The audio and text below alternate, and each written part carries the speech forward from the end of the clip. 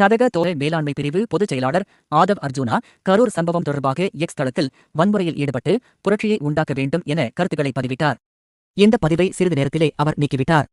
இந்த பதிவின் அடிப்படையில் ஆதவ் அர்ஜுனா மீது வன்முறையை தூண்டுவது, இரு பிரிவினரிடையே பகையை தூண்டுவது, இந்திய இறையாண்மைக்கு எதிராக செயல்படுவது, வதந்தியை பரப்புவது உள்ளிட்ட 5 பிரிவுகளின் கீழ் சென்னை சைபர் குற்றப்பிரிவு காவல்துறை வழக்கு பதிவு செய்து விசாரணை நடத்தி வருகின்றனர். மேலும் இது தொடர்பான வழக்கை விசாரித்த நீதிபதி என் செந்தில்குமார் கருத்து பதிவிட்டதன் பின்புலத்தை விசாரித்து ஆதவ் அர்ஜுனா மீது சட்டப்பூர்வ நடவடிக்கை எடுக்க காவல்துறையினருக்கு உத்தரவிட்டார். இந்நிலையில் தன் மீதான வழக்கை ரத்து செய்ய உத்தரவிடக் கோரி ஆதவ் அர்ஜுனா சென்னை உயர் நீதிமன்றத்தில் மனு தாக்கல் செய்துள்ளார். அதில் நான் பதிவிட்ட எக்ஸ் தள பதிவை உடனடியாக நீக்கிவிட்டேன். அந்த கருத்தில் எனக்கு எந்த உள்நோக்கமும் இல்லை. எந்தவொரு அடிப்படை முகாந்திரமும் இல்லாமல் என் மீது வழக்கு பதிவு செய்யப்பட்டுள்ளது. புகார் குறித்து காவல்துறை முழுமையாக கவனம் செலுத்தவில்லை. தமிழக அரசின் நிலைமையை விமர்சிப்பது மட்டும் PNS சட்டத்தின் கீழ் எந்த குற்றமாகாது.